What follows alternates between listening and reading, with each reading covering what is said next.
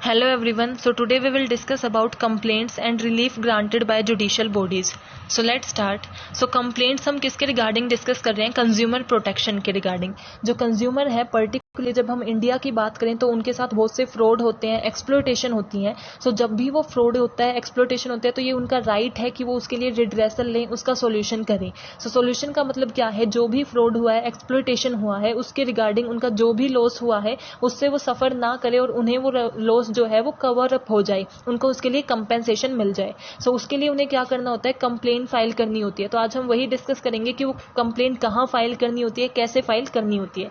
So first is meaning of complaints कि complaint का meaning क्या है. Under the Act, complaint means any allegation in writing made by a complainant in regard to one or more the following. कि जब भी कोई allegation, यानी कि एलिगेशन मीन्स क्या होता है कि आप किसी पे आरोप लगाते हो. तो जब भी आप किसी को ब्लेम करते हो कि उन्होंने आपके साथ अनफेयर ट्रेड प्रैक्टिसेस किए हैं, फ्रॉड किया है, आपका एक्सप्लॉयटेशन किया है, तो उसके रिगार्डिंग जब आप ये फाइल करते हो तो उसको हम क्या बोलते हैं? कंप्लेन बोलते हैं. सो कंप्लेन हम किस किस केस में कर सकते हैं कि हम कब कब कंप्लेन फाइल कर सकते हैं?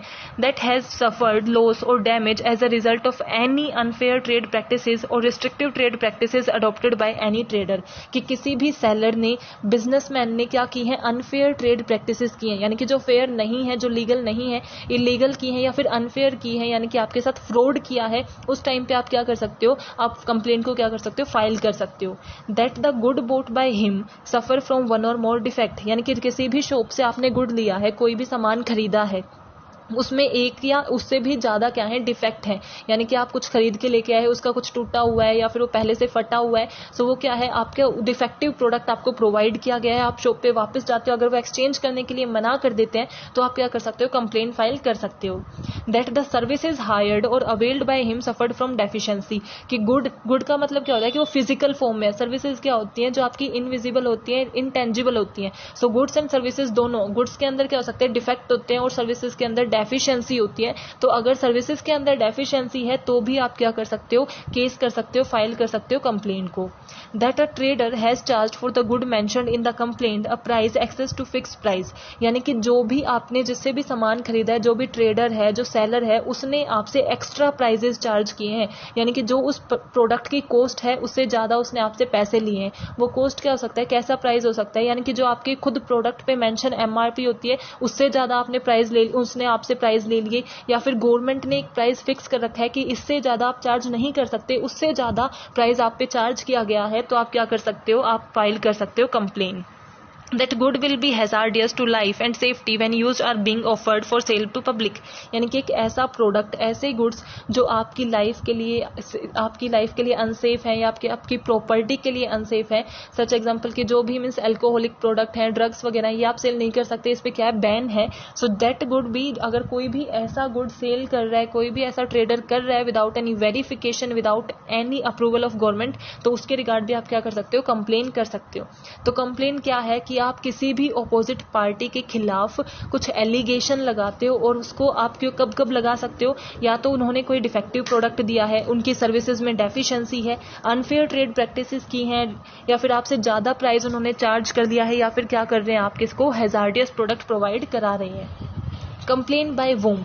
लेकिन अब ये है कि कंप्लेंट को कौन फाइल कर सकता है? कौन कंप्लेंट फाइल कर सकता है? पर्सन नोन एज कंप्लेनेंट्स में file a complaint under the act. यानी कि जो कंप्लेंट फाइल करता है उसे हम क्या बोलते हैं? कंप्लेनेंट बोलते हैं. और वो कौन कौन फाइल कर सकता है? A consumer, a voluntary consumer association, state government, central government, one or more consumers where there are numerous consumers having the same interest. यानी कि एक कंज्यूमर, इंडिविजुअल कंज्यूमर, यानी कि आप बाय करके आए हो प्रोडक्ट को और आपको डिफेक्टिव प्रोडक्ट मिला है, तो आप भी कंप्लेन को क्या कर सकते हो? फाइल कर सकते हो. एक सिंगल कंज्यूमर भी फाइल कर सकता है. ये वॉलंटरी कंज्यूमर एसोसिएशन, यानी कि कंज्यूमर एसोसिएशन फाइल कर सकते हैं. यानी कि एक कंज्यूमर इंस्टेड ऑफ कि वो क्या सीधा एक कोर्ट में जाए या फिर एक किसी अथॉरिटी में फाइल करने की बजाय वो कहाँ जाता है? कंज्यूमर एसोसिएशन में जाता है. एसोसिएशन क्या होती है? जहां से बहुत से लोग मिलकर कंज्यूमर प्रोटेक्शन के लिए वर्क करते हैं. सो वो उस कंज्यूमर एसोसिएशन में जाता है और उस एसोसिएशन के जो रिप्रेजेंटेटिव है वो आपके बिहाफ पे क्या करते हैं? कंप्लेंट को फाइल करते हैं. तो वो भी कर सकते हैं फाइल. देन स्टेट गवर्नमेंट की, स्टेट गवर्नमेंट को ये पता चलता है कि कोई ऐसी ट्रेडर है जो सेल कर रहा है प्रोडक्ट को, या फिर आप स्टेट गवर्नमेंट को आप कंप्लेंट लिख देते हो कि हमें मीन्स ऐसे हमारे साथ हुआ है, तो वो क्या कर सकती है, वो भी कर सकती है फाइल कंप्लेंट। सेंट्रल गवर्नमेंट कर सकती है, और वन और मोर कंज्यूमर्स यानी कि कुछ कंज्यूमर्स मिलके इकट्ठा भी कंज्यूमर क्या कर सकते हैं, कंप्लेंट को फाइल कर सकते हैं। लेकिन क्या होना चाहिए, जब इकट्ठे कंज्यूमर फाइल कर रहे हैं तो उनकी कंप्लेंट सेम होनी चाहिए, यानी कि जब सेम कंज्यूमर सेम जो प्रॉब्लम है वो फेस कर रहे हैं, सेम कंप्लेंट है, तो वो मिलके एक ही कंप्लेंट क्या कर सकते हैं, फाइल कर सकते हैं। तो कौन कौन कर सकता है complaint, a consumer, voluntary consumer, state government, central government और one or more consumers. Procedure for filing a complaint, अब फाइल करने के लिए हमें कैसे कैसे मीन्स क्या हमें एक प्रोसीजर फॉलो करना होता है। एक complaint should certain the following information, कि जो भी आपकी कंप्लेंट है उसके अंदर, जो भी आपका कंप्लेंट लेटर होगा उसके अंदर ये चीजें लिखी होनी चाहिए जब भी आप उसे फाइलिंग के लिए देते हो। सबसे पहले लिखा होगा the name and description and address of complainant, यानी कि वो पर्सन जो कंप्लेंट कर रहा है, जो एलिगेशन लगा रहा है, उसका फुल नेम, उसका फुल एड्रेस, उसकी तहसील, उसका डिस्ट्रिक्ट क्या है, उसकी सिटी क्या है, वो हमें मेंशन करनी होती है सबसे पहले। Then the name, description and address of opposition party, opposition party कौन है, जिसके खिलाफ आप एलिगेशन लगा रहे हो, जिसके ऊपर आप एलिगेशन लगा रहे हो। सो ऑपोजिशन पार्टी जो आपके अगेंस्ट है उसके आपको नेम लिखना है, अगर वो कोई बिजनेस है तो उस बिजनेस का नेम लिखना है, उसका प्लेस लिखना है, फुल एड्रेस आपको लिखना है। Then the fact relating to the complaint and when and where it arose, means fact यानी कि उस कंप्लेंट जो आप कर रहे हो उससे रिलेटेड जो जो फैक्ट है वो आप मेंशन करोगे। फॉर एग्जांपल आपने कौन सा प्रोडक्ट लिया था, उसमें क्या डिफेक्ट था, आपने किस डेट को लिया था, ये सब आपको क्या है, ये फैक्ट आपको मेंशन करने होते हैं जो भी आप कंप्लेंट लिखते हो उसके अंदर। Document support of allegation content in the complaint, यानी कि जो आपने कंप्लेंट दी है, जो आप एलिगेशन लगा रहे हो, आरोप लगा रहे हो, उसको सपोर्ट करते हुए डॉक्यूमेंट्स आपको अटैच करने होते हैं। फॉर एग्जांपल कि जैसे आपके पास रिसिप्ट है, जो आपने खरीदा है उसकी रिसिप्ट होगी, तो आप क्या करोगे, उसे अटैच कर दोगे, ताकि जो प्रूव दे रहा है कि हाँ आपने ये सामान इसी दुकान से, इसी शॉप से खरीदा था। या फिर आपके पास कोई विटनेस है तो आप उसका नेम एंड एड्रेस मेंशन करोगे। विटनेस यानी कि गवाह, कोई ऐसा पर्सन है जब आप शॉप पे थे तब वो भी था, तो आप उसका क्या कर सकते हो, नेम एंड मेंशन कर सकते हो। The relief which the complainant is seeking, यानी कि जो कंप्लेंट कर रहा है वो कैसा रिलीफ चाहता है, उसका क्या सॉल्यूशन चाहता है, कि वो उस प्रोडक्ट को एक्सचेंज कराना चाहता है या फिर वो अपने पैसे वापस चाहता है, लॉस की रिकवरी चाहता है। तो जो जो वो मीन्स क्या सीख कर रहा है, कि कैसा रिलीफ वो चाहता है, वो भी हमें मेंशन करना होता है। The complaint may be either presented by the complainant or any authorized agent and there is no fee for filing a complaint, यानी कि जब भी एक कंज्यूमर करता है, फाइल करता है कंप्लेंट को, तो उसके लिए कोई भी फी चार्ज नहीं की जा सकती है, वो कॉस्ट फ्री क्या कर सकता है, फाइल कर सकता है कंप्लेंट को। और जब कंज्यूमर क्या कर सकता है, उसका कोई एजेंट भी कर सकता है, उसका लीगल प्रैक्टिशनर भी क्या कर सकता है, ये कंज्यूमर की फाइल को कंप्लेंट कर सकता है। Where to file a complaint, यानी कि कहाँ हमें कंप्लेंट डालनी होती है, कौन सी अथॉरिटीज हैं, कहाँ पे हमें कंप्लेंट डालनी होती है। तो वो किसके ऊपर डिपेंड करता है कि हमारी कंपेंसेशन या गुड्स का अमाउंट कितना है। If the value of good or services and the compensation claimed does not exceed 20 lakh rupees, यानी कि अगर जो आप कंपेंसेशन चाहते हो, जो रिफंड आप चाहते हो, या फिर जो आपने गुड खरीदा है उसकी जो वैल्यू है वो 20 लाख से ज्यादा नहीं है, तो वो कंप्लेंट हम कहाँ फाइल करेंगे, डिस्ट्रिक्ट फोरम में, यानी कि जो जिस डिस्ट्रिक्ट में आप रहते हो, जहां पे वो हुआ है, उसी फोरम में, वहां पे जो फोरम है वहां पे आप कंप्लेंट फाइल करोगे, जो लोकल लिमिट के अंदर आती है। सो अगर उसकी वैल्यू 20 लाख तक है तो उसका कहां होगा, डिस्ट्रिक्ट फोरम में होगा। If the value of goods and services and compensation claim exceed 20 lakh, यानी कि अगर 20 लाख से आगे बढ़ जाती है, यानी कि 20 लाख से ज्यादा है लेकिन 1 करोड़ से कम है, तो आप कहां करोगे, स्टेट गवर्नमेंट की जो स्टेट कमीशन है वहां पे आप क्या करोगे, फाइल करोगे।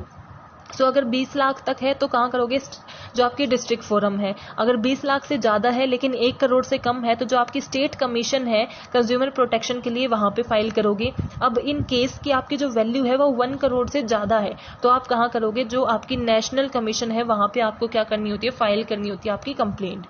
Time limit for filing a complaint, अब आपके साथ जब अनफेयर ट्रेड प्रैक्टिसेस होती है या फिर जब भी कोई फ्रॉड होता है, तो कितने दिन के अंदर अंदर, कितने टाइम के अंदर अंदर आप कंप्लेंट कर सकते हो और कब आप कंप्लेंट नहीं कर सकते, वो क्या है, आपकी टाइम लिमिट है। The consumer protection act was amended in 1993 and according to this the district forum, state commission and national commission shall not admit complaint less it filed within 2 years। यानी कि आप जो है complaint कब तक file कर सकते हो, जब आपके साथ फ्रॉड हुआ है उसके 2 साल के अंदर अंदर आप कंप्लेंट फाइल कर सकते हो। अगर उसके बाद आप कंप्लेंट करते हो तो क्या है, आपकी वो कंप्लेंट एक्सेप्ट नहीं की जाएगी। लेकिन ऐसे कुछ केसेस होते हैं जो एक्सेप्शनल केसेस हैं, उन केसेस में क्या होता है कि आपके 2 साल के बाद भी आपकी जो एक्सेप्ट की जाती है, लेकिन वो तभी एक्सेप्ट की जाएगी जब आप उस अथॉरिटी को एक वैलिड रीजन दे सकते हो कि आपने 2 साल में क्यों नहीं किया। फॉर एग्जाम्पल ऐसे हो सकता है कि आपको कोई बीमारी थी, आप उसके इलाज के लिए फॉरेन गए हुए थे, तो उस टाइम आप क्या कर पाए, फाइल नहीं कर पाए कंप्लेंट को। इसका मतलब जब आपके पास वैलिड रीजन होता है तब आप क्या कर सकते हो, 2 साल के बाद भी कंप्लेंट को फाइल कर सकते हो। Now dismissal of complaint. Dismissal of complaint क्या होता है कि कब आपका जो कंज्यूमर कोर्ट है वो क्या कर सकता है, डिसमिस कर सकता है आपकी कंप्लेंट को। यानी कि जो आपने कंप्लेंट फाइल की है उसको वो डिसमिस कर देगा कि ये एक वैलिड कंप्लेंट नहीं है। So complaint can be dismissed if, कब कब की जा सकती है, the complaint is not by a consumer. यानी कि जो आपका कंज्यूमर प्रोटेक्शन एक्ट 1986 है उसके अंदर जो कंज्यूमर की डेफिनेशन है कि कंज्यूमर क्या होता है, अगर वो उस डेफिनेशन को सेटिस्फाई नहीं कर रहा तो इसका मतलब उस एक्ट के अकॉर्डिंग वो कंज्यूमर नहीं है। तो अगर वो कंज्यूमर ही नहीं है तो वो कंज्यूमर फाइल कंप्लेंट कैसे कर सकता है। अगर वो कंज्यूमर की डेफिनेशन में आता ही नहीं तो वो क्या कहे, वो फाइल कर ही नहीं सकता कंप्लेंट, क्योंकि कंप्लेंट कंज्यूमर वही फाइल कर सकता है जो उस डेफिनेशन को सेटिस्फाई करता हो। The dismissal of those complaints which do not consider any value. यानी कि ऐसी कंप्लेंट जो वैल्यू नहीं रखती, जो वर्थ नहीं रखती, यानी कि वो इतनी इंपॉर्टेंट नहीं है, आप बहुत ज़्यादा ही छोटी चीज़ के लिए कंप्लेंट कर रहे हो तो भी वो क्या है, आपकी कंप्लेंट क्या हो सकती है, डिसमिस हो सकती है। जो इसकी वर्थ नहीं है, वैल्यू नहीं है, वो कंप्लेंट भी क्या हो जाती है, डिसमिस हो जाती है। एंड ऐसी कंप्लेंट जो आपने फ्रस्ट्रेशन में, यानी कि जिसके अगेंस्ट आप करना चाहते हो उसने ऐसा कुछ किया नहीं, आप अपनी फ्रस्ट्रेशन में एनवे में आप फाइल कर रहे हो तो भी वो क्या हो जाएगी, डिसमिस हो जाएगी। Relief granted by quasi judicial bodies. यानी कि जो कंज्यूमर के कोर्ट्स होते हैं, जब आप कंप्लेंट फाइल करते हो तो आपको कौन कौन से रिलीफ, यानी कि किस काइंड की आपको कंपेंसेशन या कैसे आपका सोल्यूशन दिया जा सकता है, वो क्या क्या हो सकते हैं। फर्स्ट है to remove the defect from the good. यानी कि जो आपने गुड्स खरीदे थे, सर्विसेज खरीदी थी, उसमें कुछ डिफेक्ट थे, डेफिशिएंसीज थी, इसलिए आपने कंप्लेंट फाइल की। तो जैसे अगर आप वो केस जीत जाते हो और अगर ये होता है कि आपका जो फाइल कंप्लेंट थी वो बिल्कुल सही थी, तो आपको क्या एक मिल सकता है रिलीफ, की जो भी वो प्रोडक्ट है उससे वो जो भी डिफेक्ट था वो रिमूव किया जाएगा। आपको ऐसा प्रोडक्ट दिया जाएगा या फिर उसी में से वो रिमूव करके आपको वो प्रोडक्ट दिया जाएगा या फिर नया प्रोडक्ट दिया जाएगा, पर वो डिफेक्ट जो है वो हटा दिया जाएगा।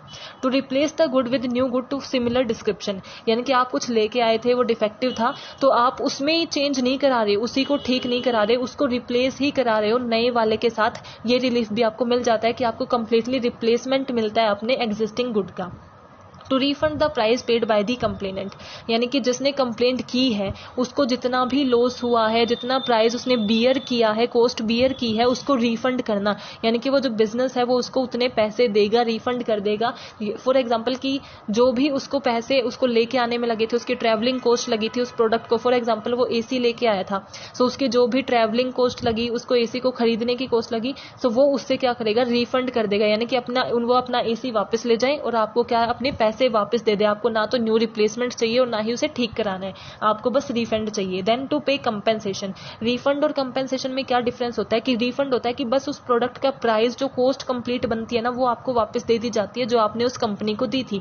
कंपेंसेशन में होता है कि उसके साथ साथ आपने जो जो मीन्स कंप्लेंट फाइल करने में, बाकी चीजों में जो भी आपका लॉस हुआ है उस सबको कंपेंसेट किया जाएगा, सारी कंपेंसेशन आपको प्रोवाइड की जाएगी।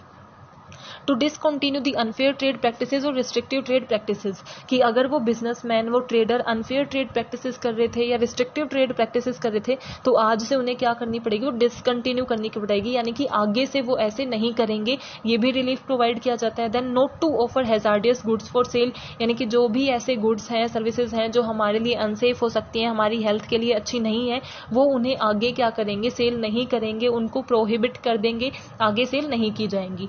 Then to provide adequate cost. अगर आपसे पहले आपका कंप्लेन ये था कि आपको ज्यादा प्राइस चार्ज किया गया, जो एमआरपी पे लिखा था उससे भी ज्यादा, सो आपका क्या है, वो ये रिलीफ मिलेगा कि वो उस प्राइस से ज्यादा जो मेंशन है उससे ज्यादा वो आगे से चार्ज नहीं करेंगे। सो ये जो फॉलोइंग है ये क्या है, रिलीफ है, जो सॉल्यूशन है वो किए जाते हैं जब कंज्यूमर कंप्लेन फाइल करता है। So I hope you are clear with this topic. If you have any doubt, please mention in comment section.